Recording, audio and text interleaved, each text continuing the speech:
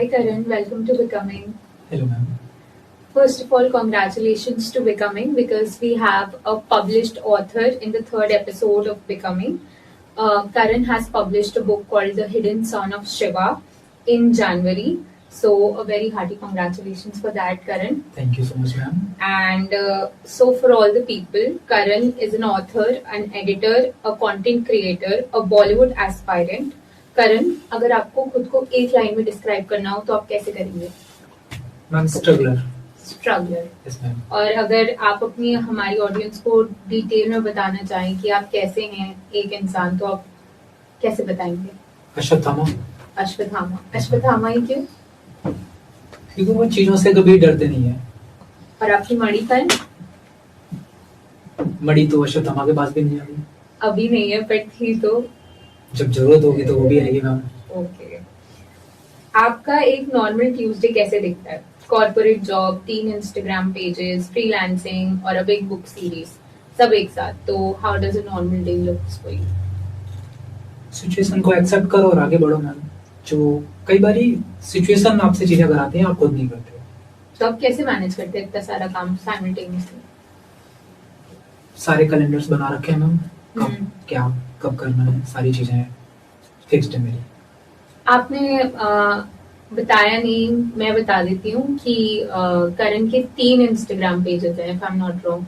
एक है the social dig, एक है the hidden son of Shiva, the promotion page for your book, and the third is Berozgaar actor, which is your personal page on which you pursue content creation and stuff.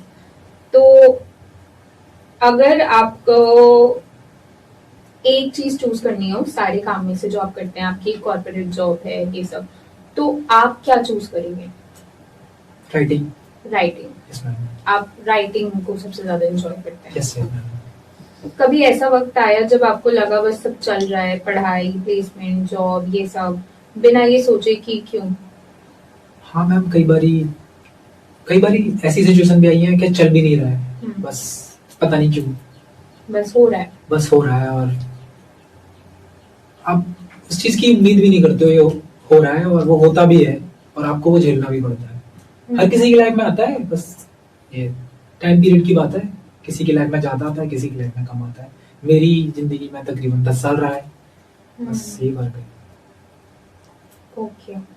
बहुत लोग इस tension में फंसे रहते हैं कि उन्हें क्या करना चाहिए और क्या वो करना चाहते हैं. जैसे एक चीज होती है जो हमारी को सोसाइटी या हमारी फैमिली या कन्वेंशंस बोल रहे होते हैं कि आपको जॉब करनी है या आपको ये करना है, और एक वो चीज होती है जो हम जेन्युइनली करना चाहते हैं. जैसे आपके केस में वो राइटिंग है.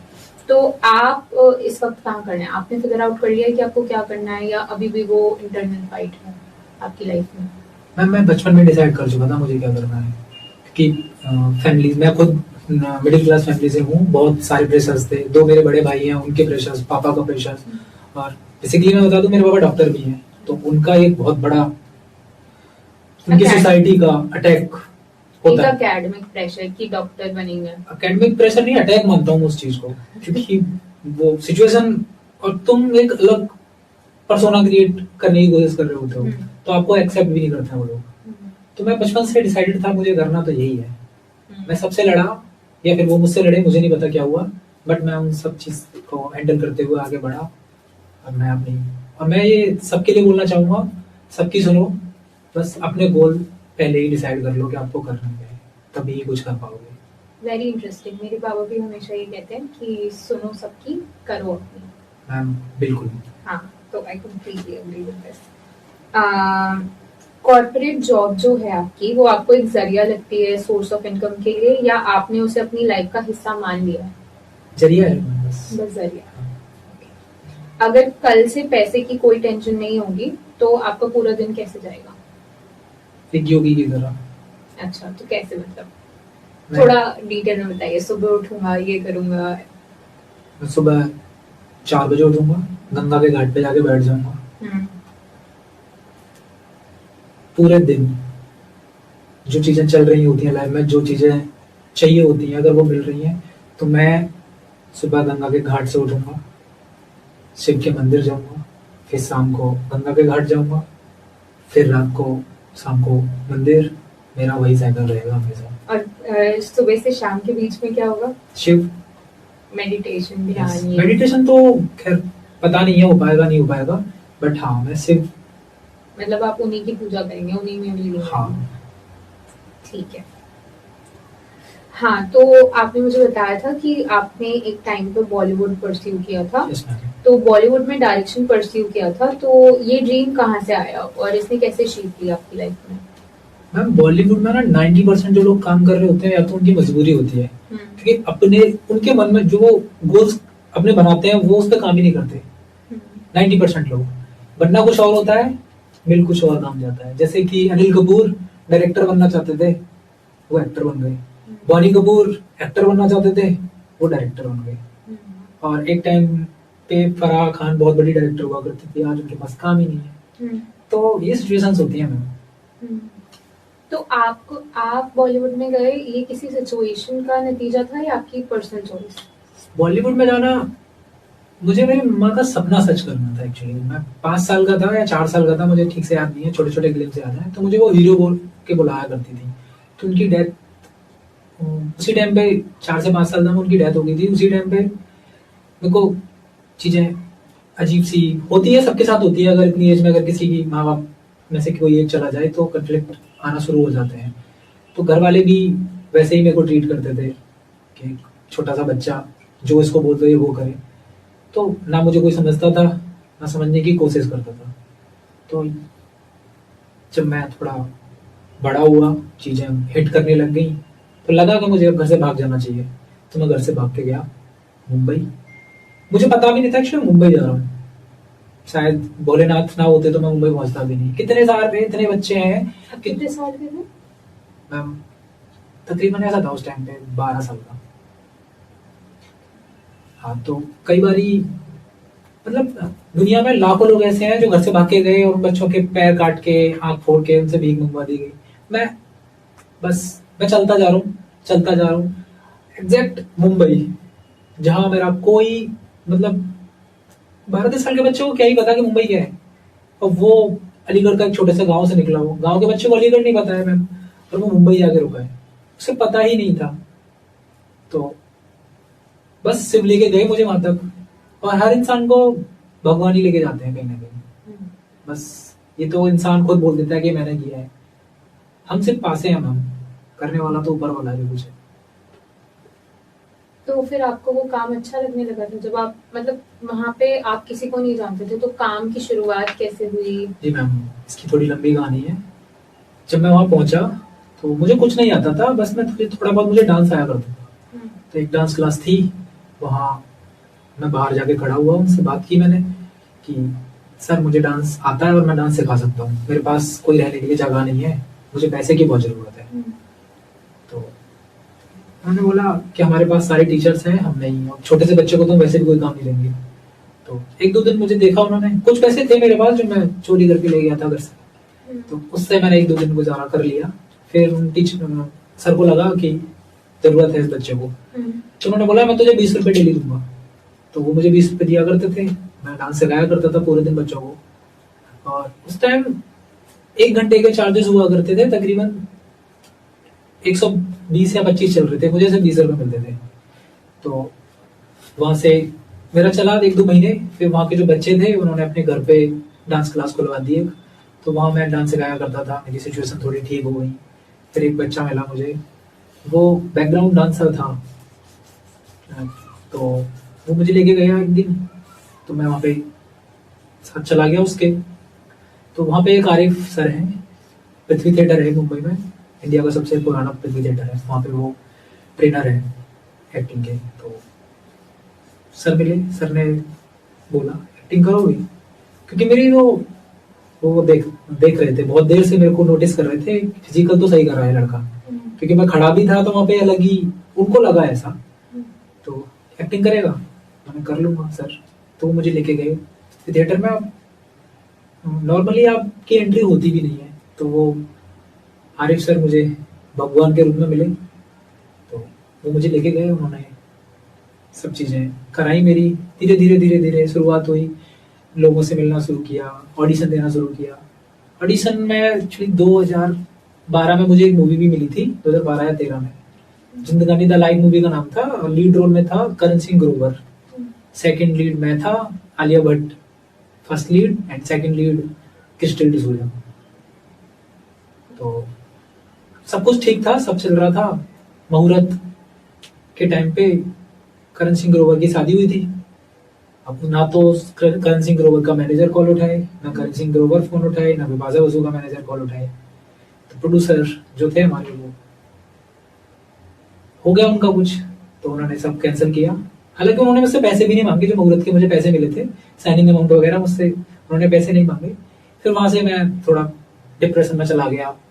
ठीक ठाक 3-4 महीने मैं डिप्रेशन में रहा। फिर लोगों ने मुझे, जो मेरे स्टूडेंट्स थे, उन्होंने कराया मेरा सब कुछ। फिर धीरे धीरे धीरे मैंने एक्टिंग करते करते डायरेक्शन की तरफ अपने आप मेरा दिमाग चला गया। फिर जावेद अख्तर साहब मिले थे किसी शूट में मुझे, उनसे मैं सेनेट हो गया कि मेरे को राइटर, अब मुझे राइटर बनना है। कुछ शेर सुना था उस टाइम पे, मुझे याद नहीं है, क्योंकि उनकी आधी से ज्यादा बातें तो शेरों में चली जाती है। हाँ, तो जावेद अख्तर साहब का बहुत बड़ा आता है इस वाले करियर में। मतलब वो काफी ज्यादा इन्फ्लुएंस रहे हैं आपको। वो एक्चुअली मेरे कहीं ना कहीं मेंटर भी हैं। उन्होंने बहुत कुछ सिखाया है, एज अ राइटर नहीं, एज अ इंसान, एज अ ह्यूमन कैसे बिहेव करना है तुमको। तो और तुम जब, तुम्हारे पास जब काम नहीं है, तो तुम्हें अपनी लाइफ कैसे रखनी है।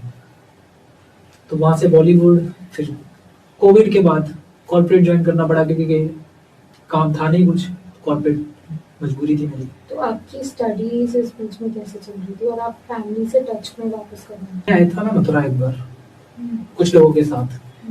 तो मेरा ननिहाल मथुरा में है, तो वहां मुझे मेरे मामा दिखे थे।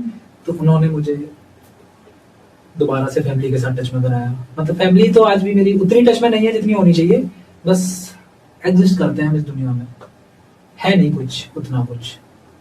और आपकी एजुकेशन कैसे चली? मैम, एजुकेशन गवर्नमेंट स्कूल से मैंने 12th की, उसके बाद बिट्स प्लानी मैंने तो आपने किसके थ्रू एडमिशन लिया बिट्स में? Scholarship and test. अच्छा जी, उस समय जो एग्जाम्स होते थे बिट्स प्लानी के अलग। तो आपने प्रिपेयर किया था? हाँ, मैं ठीक था पढ़ने में। Okay. मैं जितना टाइम मुझे मिलता था, और मेरे जो स्टूडेंट्स थे वो मुझे ठीक ठाक, स्टूडेंट्स के मेरे दोस्त ही थे वो एक्चुअली। तो आपने कौन सा कोर्स परस्यू किया था? इंजीनियरिंग में। इंजीनियरिंग किस ब्रांच में? सीएस। CS। बॉलीवुड के उस एक्सपीरियंस ने आपको कैसा बदला, as a person, as a creator? Bollywood ने एज अ पर्सन ज्यादा चेंजेस लाए मेरी जिंदगी में। जैसे कि आप जिन लोगों से मिले बॉलीवुड की वजह से, कहीं ना कहीं मैम, वो मैम मतलब वो मेन चीज है, क्योंकि उन लोगों का बहुत डायरेक्टली या इनडायरेक्टली, या फिर इंस्पायर्ड बोल सकते हैं, तो उनका है। क्योंकि देखने से ज्यादा इंस्पिरेशन बचपन से ही होती है, कि टीवी देखते हैं कि मुझे सलमान बनना है, मुझे शाहरुख बनना है, तो वही इंस्पिरेशन है। उनको मैं सामने से देखता था, तो फर्क तो पड़ता है। ओके, तो आपने 10 साल से ज्यादा एडिटिंग परस्यू किया। Yes ma'am. कब, किस पॉइंट पे ये सिर्फ काम या स्किल से ज्यादा आपकी स्टाइल ऑफ लाइफ या कुछ और बन गया? मैम, सिचुएशन ऐसी आई कि मुझे कुछ पता ही नहीं चला कि कब कहाँ क्या हो गया। जो काम मिलता गया मैं वो करता गया, चाहे वो डायरेक्शन हो, चाहे वो राइटिंग हो, चाहे वो एडिटिंग हो, चाहे वो एज अ टीचर हो, चाहे वो एज अ एम्प्लॉय हो।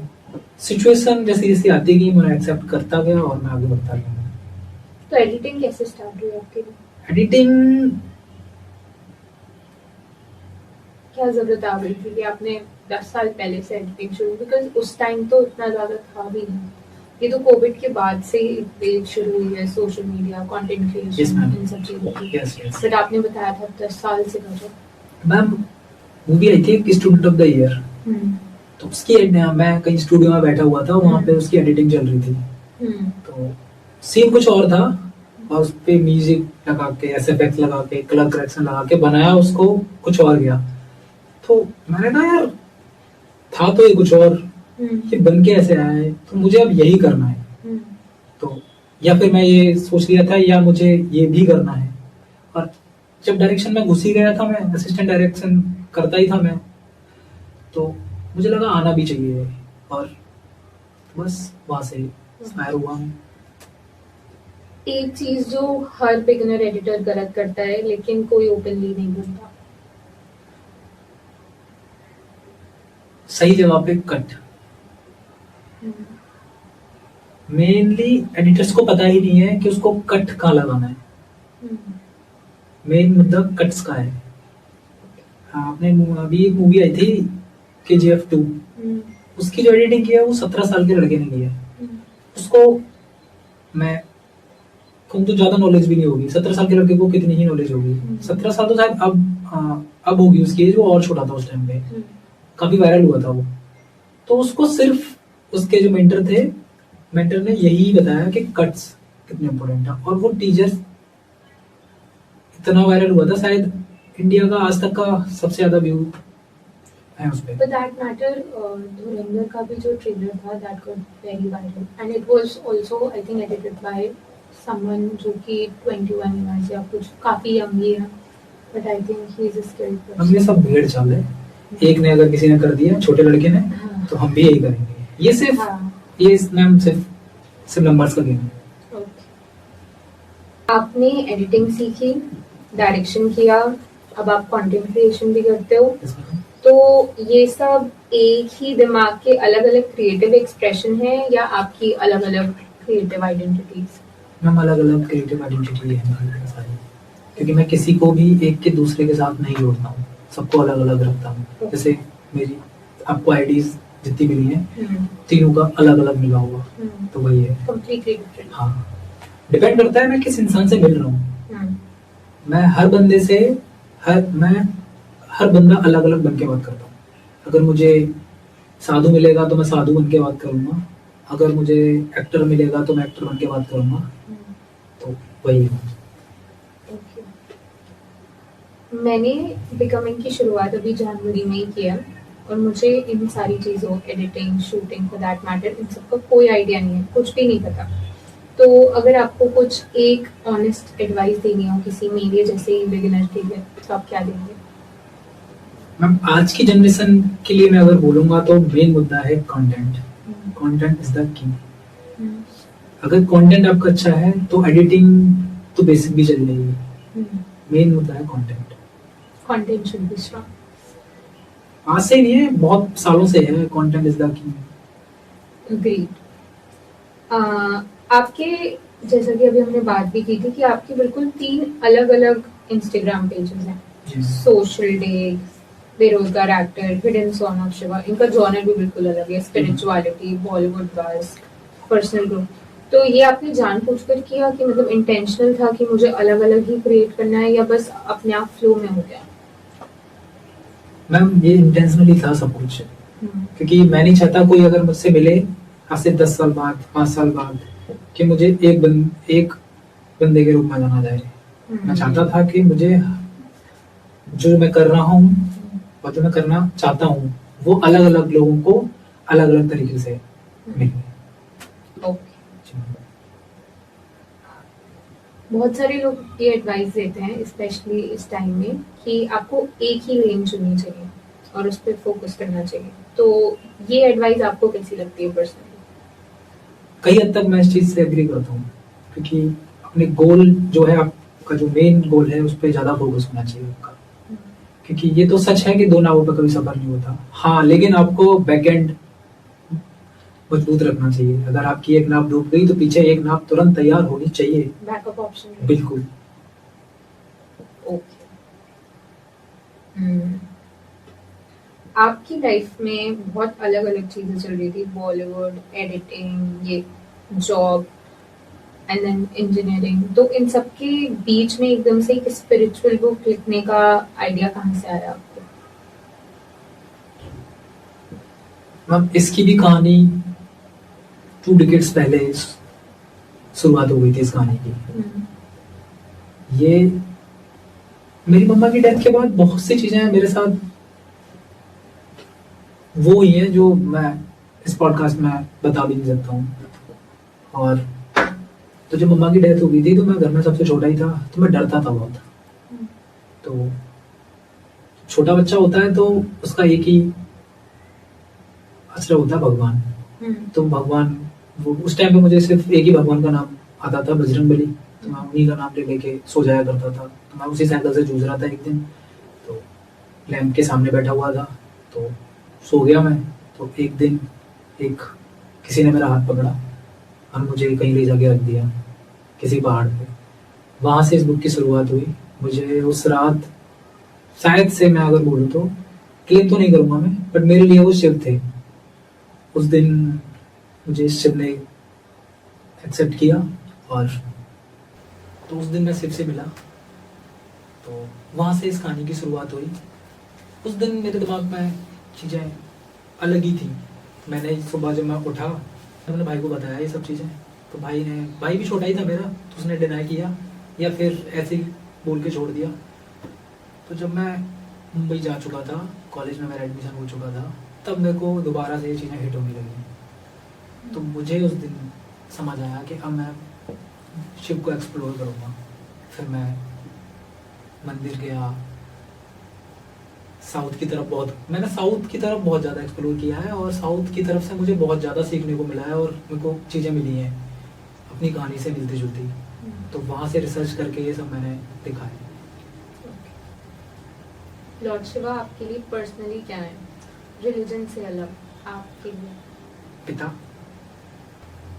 टीचर और प्रोटेक्टर। इस बुक की क्या रिलीजियस बैकिंग है, मतलब आप इसे क्या कहते हैं, कहाँ से आपने इसे सोर्स किया? मैम, आपके पर्सनल एक्सपीरियंस, जैसे आपने बताया आप जी। एक्सप्लोरेशन में थे कि शिव जी क्या हैं, जी, तो इसकी बैकिंग आपने कहाँ से लिया? यहाँ इस कहानी की शुरुआत होती है ना, वो कार्तिकेय भगवान से बहुत ज़्यादा जुड़ी हुई है। और कार्तिकेय भगवान के रिसोर्सेज जितने भी मिलते हैं वो साउथ की तरफ मिलते हैं। हमारी तरफ कार्तिकेय भगवान को एक्सप्लोर नहीं किया गया उतना। तो मैं साउथ की तरफ ज़्यादा गया, जैसे मैंने आपको पहले भी बताया कि साउथ से मुझे बहुत कुछ मिला है। तो बहुत सारे, अगर आपको रिसर्च करना है शिव के बारे में, तो सबसे ज़्यादा कार्तिकेय भगवान को एक्सप्लोर करना पड़ेगा, क्योंकि हमको बताया नहीं गया है, सिर्फ ये बताया गया है कि शिव कौन है, शिव हमारे लिए क्या है, शिव देवों के लिए क्या है, एज अ फादर शिव क्या है किसी को नहीं पता है। हर बाप अपने बच्चे के लिए कुछ ना कुछ करता ही है, तो शिव ने भी अपने बच्चों के लिए क्या किया है ये वही मिलेगा आपको। तो वहाँ पे बहुत सारी मैंने रिसर्च की थी, साधुओं से मिला था। मेनली मैं नागाओं से बहुत सीखा हूँ। नागाओं ने मुझे बहुत कुछ सिखाया है, वो मुझे नहीं पता कैसे मिले, बट उनसे बहुत कुछ सीखने को मिला है, उन्होंने बहुत कुछ मुझे बताया है।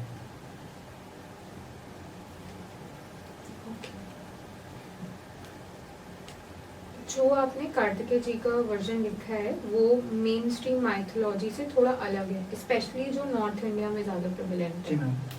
तो आप उसे थोड़ा एक्सप्लेन कर सकते हैं कि वो क्या डिफरेंस है, और नॉर्थ में इतनी कम इंफॉर्मेशन या रेलेवेंस क्यों है कार्तिकेय जी का in comparison to South India? Ma'am, जब हमारा देश गुलाम हुआ था ना, तब बहुत सी चीज़ें ऐसी हो चुकी थी कि हमको डिवाइड कर दिया गया था। क्योंकि हमारे भगवान, नॉर्थ इंडिया के भगवान अलग हैं, साउथ इंडिया के भगवान अलग हैं। दो, हमारे गणपति भगवान को बहुत ज़्यादा पूजा जाता है, उनके यहाँ कार्तिकेय भगवान को बहुत ज़्यादा पूजा जाता है। एक ही बाप के दो बेटे, ऐसा कैसे हो सकता है मैम कि दोनों के एरियाज अलग हैं? राम भगवान के बच्चे थे लव कुश, आपको पता ही नहीं है कि उन्होंने क्या किया है। ये वो है जो पता नहीं इतिहास के पन्नों में कभी दर्ज ही नहीं हुआ, या फिर दर्ज हुआ है तो मैं बोलूंगा जो तक्षशिला और नालंदा की लाइब्रेरी जला दिया गया। हाँ, हमारा 90% सच तो नालंदा की लाइब्रेरी में और तक्षशिला की लाइब्रेरी में जला दिया गया था। और मेरा ही मानना है और मेरी ये इच्छा भी है कि मैं कुछ चीज़ों को रिस्टोर करूं। तो वही सच है मैम, जो मैंने हिडन सन ऑफ शिवा इसीलिए नाम रखा है क्योंकि बहुत सी जनता, बहुत से लोग उस चीज से डिनाई करेंगे, क्योंकि अपने अपने जैसे शिव भी सबके लिए अलग ही है, माता पार्वती के लिए शिव अलग है, रावण के लिए शिव अलग है, तो ऐसे ही मेरे लिए शिव अलग है। तो वही इसीलिए मैं रिस्टोर कर रहा हूँ ये सब चीजों को। और हिडन सन ऑफ शिवा इसलिए नाम रखा क्योंकि किसी को पता ही नहीं है, तो ये सच बाहर आए मैं चाहता हूँ इस बुक के जरिए। आपने हिंदी और इंग्लिश दोनों में रिलीज किया है बुक? जी मैम। तो दोनों के लिए आपने अलग अलग ऑडियंस को टारगेट किया था या एक ही ऑडियंस थी, आप दो तरीके से उन तक पहुंचना चाह रहे थे?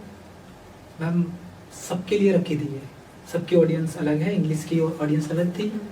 मैम मुझे इंग्लिश आती भी नहीं है उतनी, इसीलिए मैंने एक मेरी को राइटर है, हाँ को ऑथर है, उनके साथ मैंने डिस्कस करके ये सारी चीज़ें, उन्होंने बहुत मेहनत की है इस चीज़ पे, और उनके भी आइडियाज़ थे बहुत सारे, उन्होंने भी कुछ पढ़ा था कहीं से कुछ, तो वो बहुत सारे डिस्कशन हुए थे हमारे।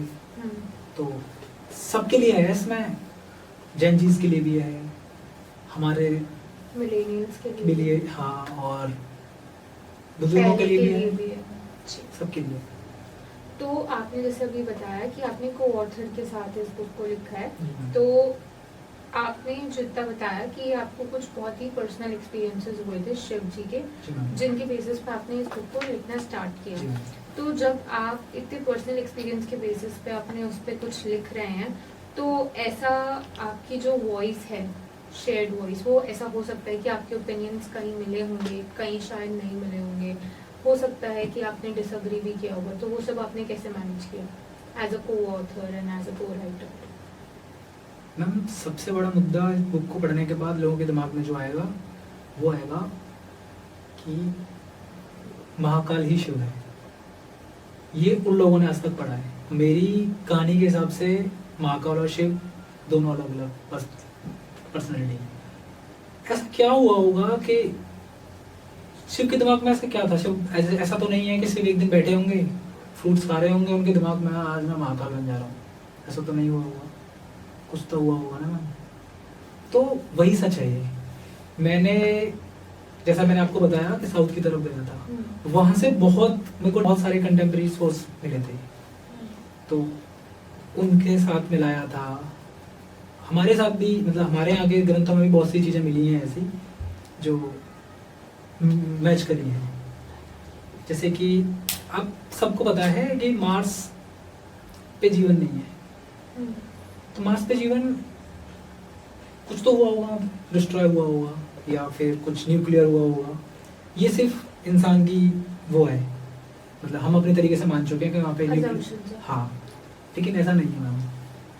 जब काल का प्रकोप बहुत ज़्यादा बढ़ गया था, तो कार्तिकेय भगवान ने बहुत सारे ग्रह डिस्ट्रॉय किए थे सिर्फ काल की खोज में, क्योंकि जब काल ने कार्तिकेय भगवान के बेटे की मृत्यु कर दी थी, तब कार्तिकेय भगवान ने अलग ही रूप ले लिया था। और कार्तिकेय भगवान को युद्ध का देवता भी इसीलिए बोला जाता है क्योंकि उनसे बड़ा कोई युद्ध करने वाला नहीं है। उन्होंने हजारों युद्ध देवताओं को जिताए हैं। कई सारे, मतलब कार्तिकेय भगवान से पहले जो देवताओं को युद्ध हुआ करते थे वो हार ही जाया करते थे, जैसे कि आपने सुना होगा इंद्रजीत ने भी हराई दिए थे वो। तो जो देवता थे वो बहुत ज़्यादा पावरफुल नहीं थे, वो सिर्फ अच्छाई के साथ रहते थे, इसलिए उनको भगवान के चाहते थे, उनको मजबूरी में भगवान बचाया करते थे, या फिर क्योंकि वो चाहते थे बस भगवान के। लेकिन जब देवताओं ने जीतना शुरू किया, उसके पीछे का रीजन सिर्फ और सिर्फ कार्तिकेय भगवान थे। आपके जो आइडियाज हैं, जैसे कि मैंने अपने क्वेश्चन में भी बोला था कि ऐसा हो सकता है, जैसे आपने अभी बताया कि कार्तिकेय भगवान जी के बेटे थे महाकाल, एंड महादेव और महाकाल अलग है। ऐसा हो सकता है कि जब आप अपनी किताब लिख रहे हो तब आपने कोई आइडिया प्रपोज किया हो कि ऐसा है, ऐसा नहीं है और हमें ये लिखना है, और आपकी को ऑथर ने कहा नहीं, इसे ऐसे नहीं करेंगे, तो वो कैसे डील किया आपने, या ऐसा हुआ ही नहीं?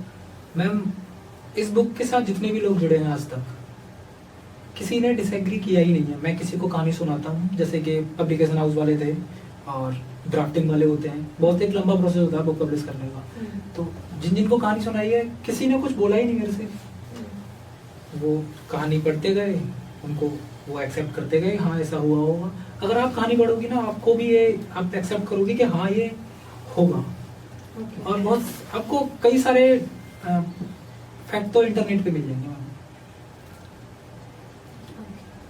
जैसे कि आपने बताया कि बुक पब्लिश करने का जो पूरा प्रोसेस होता है वो काफ़ी टीडियस होता है। जी मैम।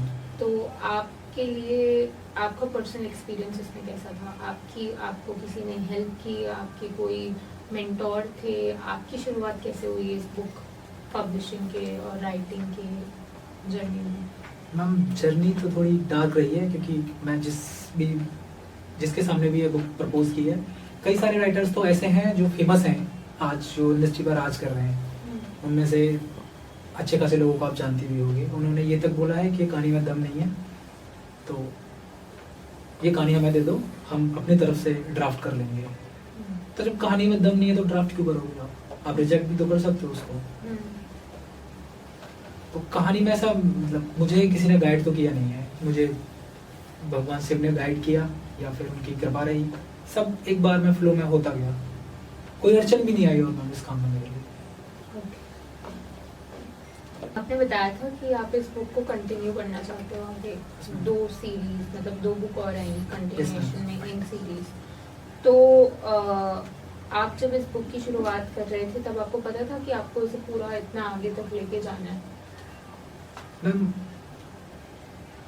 मुझे बुक का कोई आइडिया नहीं था कि बुक कैसे लिखते हैं। बस मैं एक मेरे पास डायरी थी, मैं उसमें लिखता गया।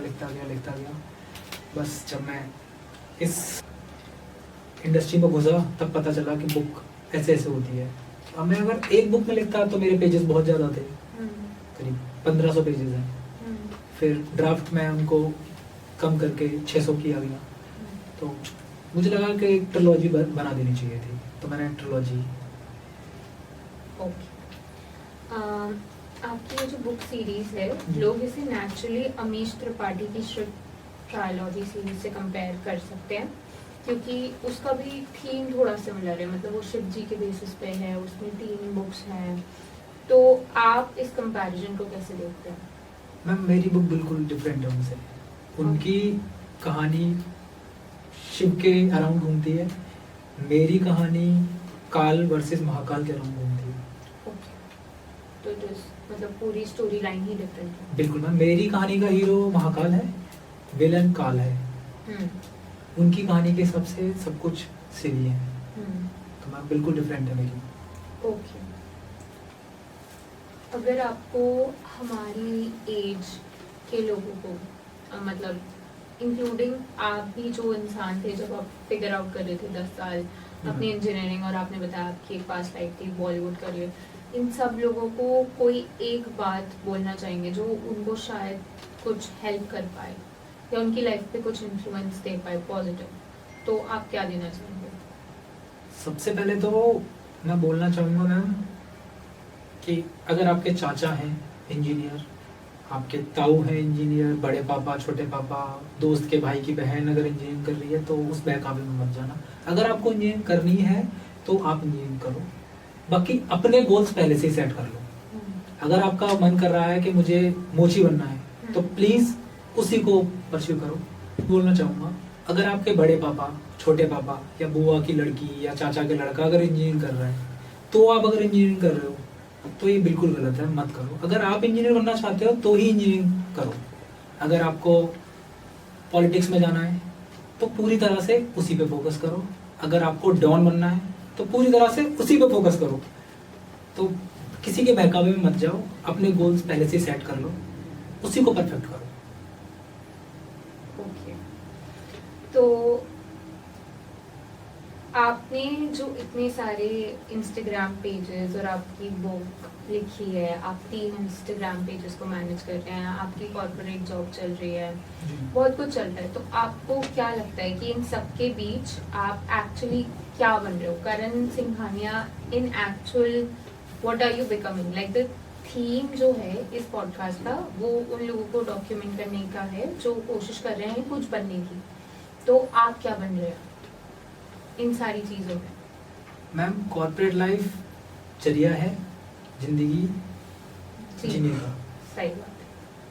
फाइनेंशियल सपोर्ट के लिए। हम्म, बुक मेरा खुद का सपना है कि ये सब मैं करूँ। हम्म, डायरेक्शन